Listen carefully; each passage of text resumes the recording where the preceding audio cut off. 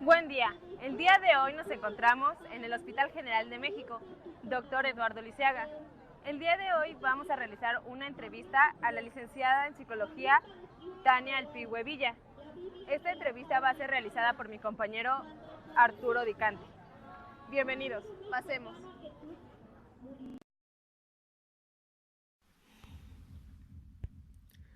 La psicología de la salud es el estudio de los procesos psicológicos y de comportamiento en materia de la salud. Se interesa por la comprensión de cómo los factores psicológicos, culturales y conductuales contribuyen a la salud física y mental.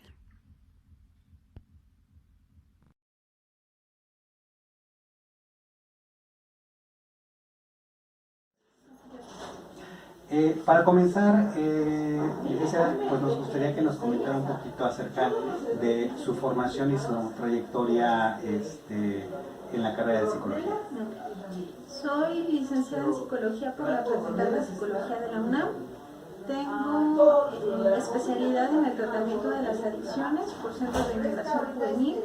Soy maestra en psicooncología y tengo diplomados en violencia familiar, en grafología y grafoscopía.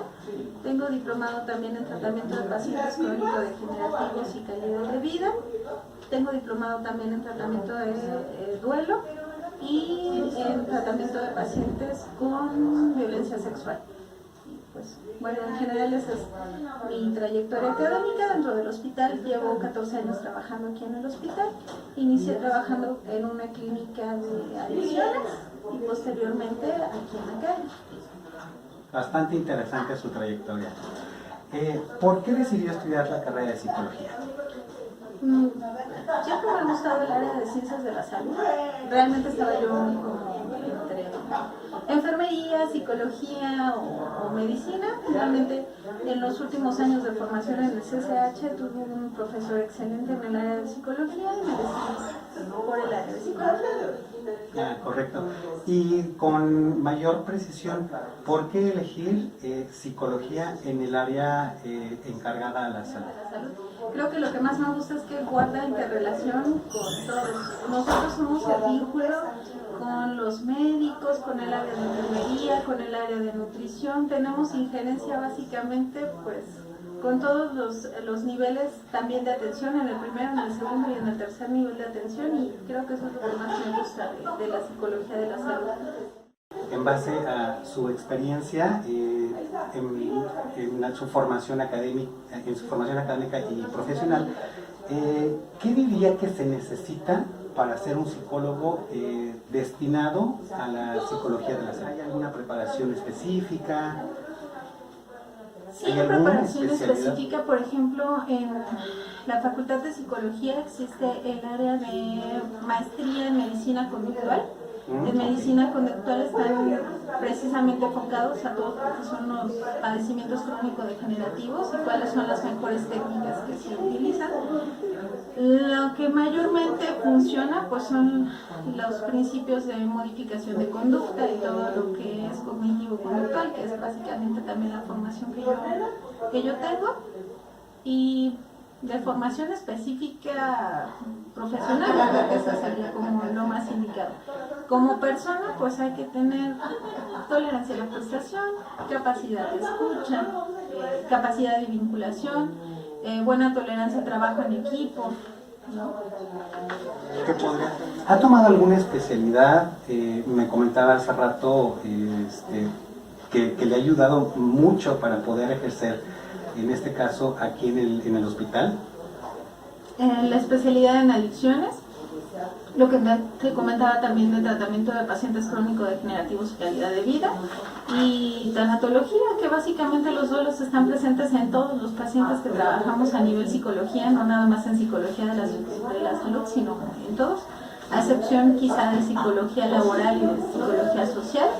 Lo vamos a encontrar como pan de cada día, lo que es el manejo del duelo.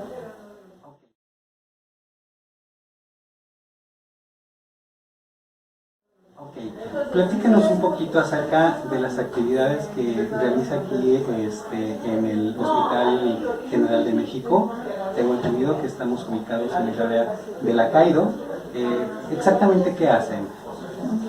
Aquí en la clínica de atención integral al paciente con diabetes y obesidad lo que hacemos es atender pacientes que tienen obesidad, pero no es obesidad en general, sino pacientes con obesidades grado 3, 4 y 5, es decir, pacientes que tienen obesidades ya mórbidas, obesidades o super obesidades, o pacientes bien que tienen obesidades grado 1 o 2, pero que tienen alguna complicación ya con diabetes, con hipertensión, con padecimientos metabólicos. ¿Qué es lo que hacemos? Trabajamos por una parte en el área de evaluación para los pacientes que requieren cirugía bariátrica. Nosotros nos encargamos de ver su idoneidad desde el punto de vista psicológico, si cumplen los criterios, si va a haber alguna afectación a su salud mental por este tipo de cirugías y cómo poder prevenirlo y tratarlo posterior a la cirugía.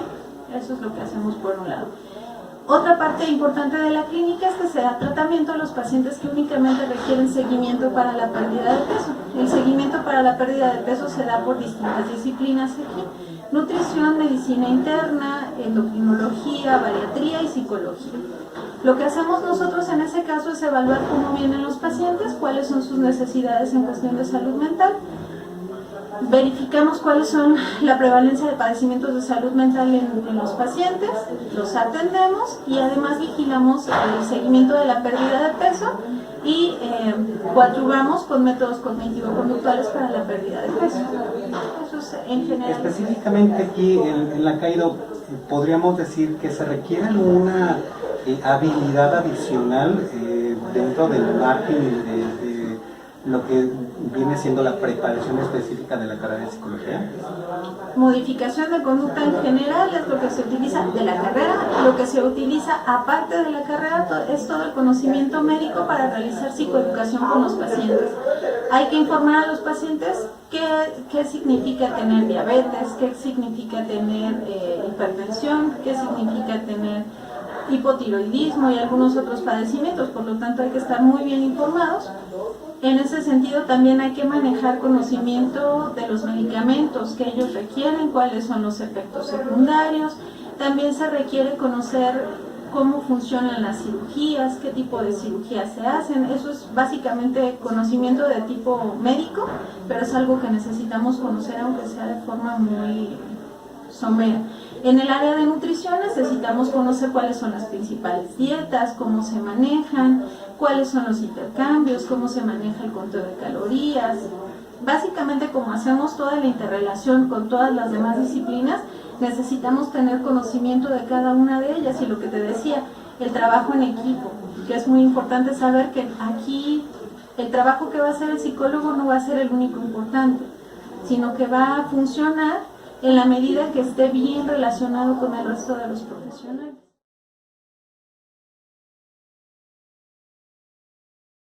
Correcto, muy bien. ¿Actualmente realiza alguna actividad de investigación? ¿Es importante para su actividad? Claro. Tenemos varias líneas de investigación. Por ejemplo, estamos llevando un protocolo de investigación en cesación tabáquica en pacientes con diabetes y obesidad. Tenemos otro protocolo en el cual estamos también colaborando, que es microbiota intestinal y como la parte psicológica en la afectación de microbiota. Estamos también participando en otro protocolo que es acerca de ejercicio y la adherencia al tratamiento con respecto al ejercicio, y estamos también en la elaboración de un protocolo más que tiene que ver con la validación de instrumentos en población obesa dentro de área psicológica.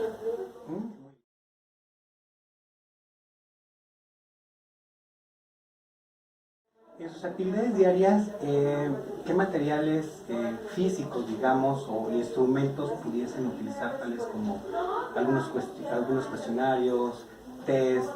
¿Cuáles son los que utilizan específicamente aquí en la CEIDO? Okay.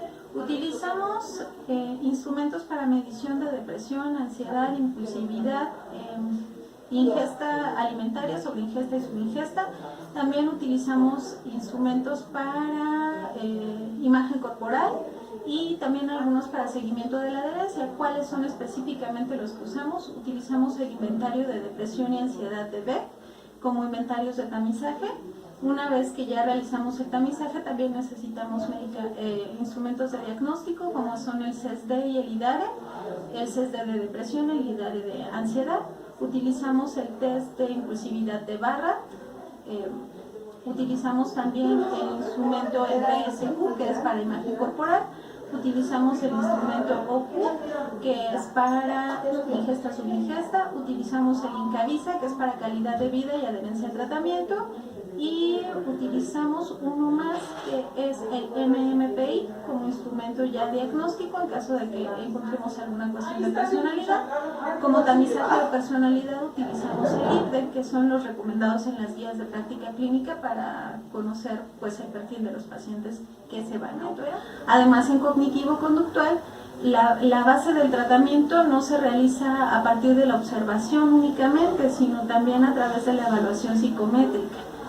De tal forma que la intervención con los pacientes aquí está diseñada de modo que en su primera sesión se realiza una evaluación psicodiagnóstica, después se realiza su historia clínica, con base en esto se realiza un plan de tratamiento, su plan de intervención y se va estructurando cada una de las sesiones que vamos a realizar con ellos.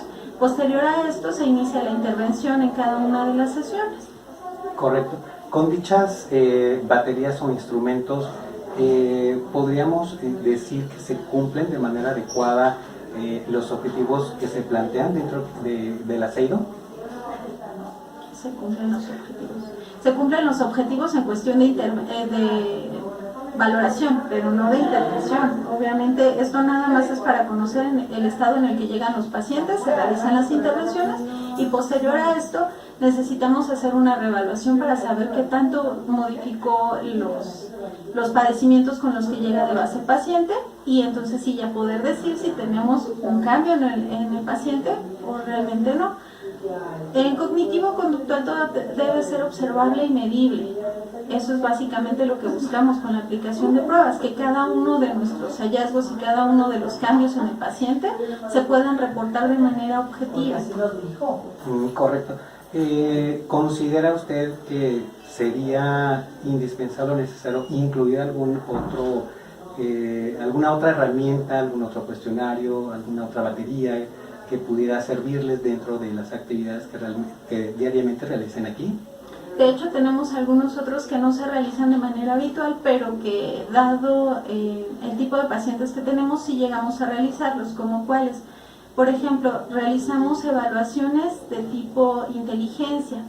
Utilizamos las escalas de Minnesota para inteligencia, utilizamos también el RAVE. ¿Por qué? Porque las guías de práctica clínica también nos indican que hay que identificar si el paciente tiene la capacidad en cuestión de inteligencia para entender lo que se va a llevar en su proceso. No se realiza como parte de la evaluación total porque simplemente la batería que te estoy hablando, que es nuestra base, lleva alrededor de 3 horas de aplicación y está sugerida que se realicen 4 sesiones. En las instituciones de salud no contamos con tiempos muy prolongados de atención, necesitamos dar los resultados más prontitud, exactamente. Supongo. Entonces, por eso no se realizan de rutina, a menos que encontremos alguna situación en el paciente que nos indica que requiere esta evaluación en específico. También utilizamos, por ejemplo, pruebas de tipo neurocognitivo, como son el neuropsi, en caso de que detectemos que hay algún problema en cuestión de memoria o de atención o de habilidades finas. Todo eso también llegamos a incluirlo, o el test de Rey, la figura de Rey, también como evaluación neurocognitiva. Y tenemos algunas otras que utilizamos de manera ocasional. Te digo, nada más son casos muy específicos y para poder hacer, por ejemplo, la referencia a neurología, en el caso de que lo requiera, o a rehabilitación neuropsicológica, o a psiquiatría, o requiera alguna otra especialidad del hospital.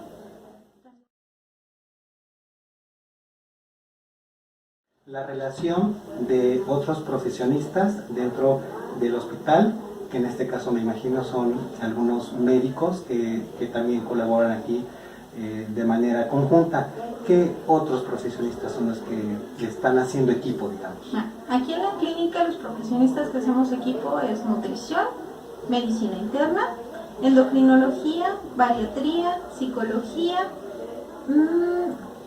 trabajo social, enfermería y de manera menos habitual, pero que también están incluidos en el proceso, neumología, neurología, psiquiatría, cardio, y me parece que de manera más habitual son ellos, aunque después en el seguimiento del paciente que tiene cirugía bariátrica también se integra el cirujano plástico, por ejemplo, para la recuperación de la imagen corporal.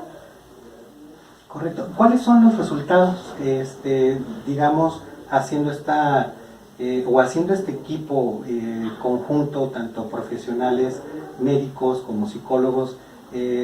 ¿Obtenemos resultados favorables realmente o qué nos podría platicar al respecto? Claro que sí, tenemos resultados bastante favorables con los pacientes. Tenemos pérdidas de peso en los pacientes, incluso de 150 kilos, 200 kilos, porque los pacientes que atendemos no son pacientes que tengan pesos bajos, son sobrepesos bastante importantes.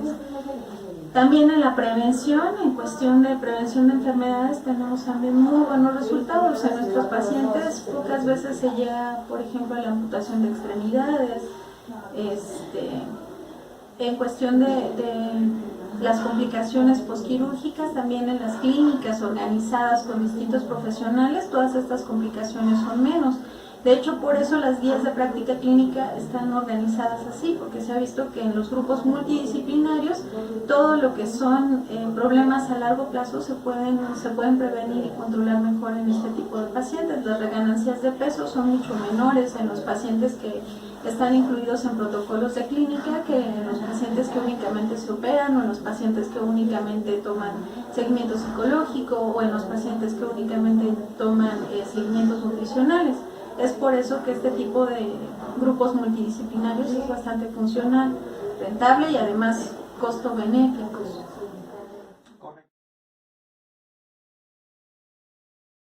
Verdaderamente preocupante. ¿Cuál es el sector que más se acerca por su propio pie, digamos, por su voluntad para atenderse, para poder solicitar ayuda, en este caso por parte de ustedes? La población del hospital está un tanto sesgada. ¿En qué cuestión? Nosotros atendemos a un segmento de población muy pobre, una población de escasos recursos. Entonces, desde ahí te diría que pues atendemos población de escasos recursos en su mayoría, aunque atendemos también pacientes con poder adquisitivo. En cuestión de género, te diría que solicitan más el apoyo las mujeres, sin embargo, quienes concluyen más el tratamiento pues serían los hombres. En general tenemos un grupo más grande de mujeres que hombres, pero también son como intermitentes en la cuestión del tratamiento, entran y salen del tratamiento, dejan algunos meses, retoman y es como discontinuo. Acuérdate que aquí en el problema de obesidad tiene mucho que ver la motivación al cambio y a veces en esta población que te estoy describiendo, que es de escasos recursos, pues hay otras situaciones que requieren una atención más inmediata que el propio problema de obesidad, como que el tener a disposición algo que comer o poder cubrir necesidades básicas, y a veces se descuida un poco más esta cuestión porque no lo vemos o no se ve en general de manera cultural como una prioridad. La comunidad que viene o la gente que viene es de nivel bajo, pero ellos vienen no por un tema de sobrepeso como tal, me imagino, o sí, o vienen por un problema derivado del sobrepeso. En su mayoría nuestros pacientes vienen porque ya presentan algún problema de salud. Incluso ni siquiera es que lleguen con nosotros por propia voluntad, no es vengo a bajar de peso porque yo quiero, claro, sino vengo a bajar de peso porque mi médico me indicó que tengo que bajar de peso, vengo porque fui con el angiólogo porque ya tenía problemas en mis venas y me dijo que para que me pueda realizar la operación de mis venas necesito primero bajar de peso. Vengo porque tengo un problema en columna y me dijeron que para que pueda operarme de columna primero tengo que bajar de peso. Es más bien así como llega la derivación de otro médico que indicó que lo primero que se necesita es la pérdida de peso o el control metabólico para que se pueda realizar un procedimiento más. Sí tenemos pacientes que llegan por voluntad propia y que dicen, yo vi la indicación de que había una clínica para bajar de peso y vine directamente, ¿no? Pero son los... Hablando de este tema precisamente de la población que se acerca aquí al hospital, ¿cuáles son los principales problemas a los que se enfrentan ustedes con esta población? La falta de recurso económico, las largas distancias que recorren para poder llegar al hospital. Claro. Por ejemplo, tenemos pacientes que vienen de Guerrero o que vienen del sur de la República, que vienen de Chiapas, que vienen y estos lugares pues les cuesta muchísimo el transporte para llegar hasta acá y por lo tanto también tienen muchos padecimientos ya asociados, por lo tanto a veces hay que priorizar. Ellos mismos lo que hacen es priorizar qué consulta es la que pueden pagar, qué consulta es la que ellos piensan que les es más urgente y a veces la que termina siendo la menos urgente de todas es la de área de psicología, por ejemplo, ¿no? La que mayormente ellos priorizan pues es la consulta médica, porque si recordamos también lo que los trajo aquí, pues es que ya tenían alguna dolencia, alguna sintomatología física, que es lo que realmente los está moviendo. Entonces eso también es una limitante para el trabajo específicamente del área de psicología.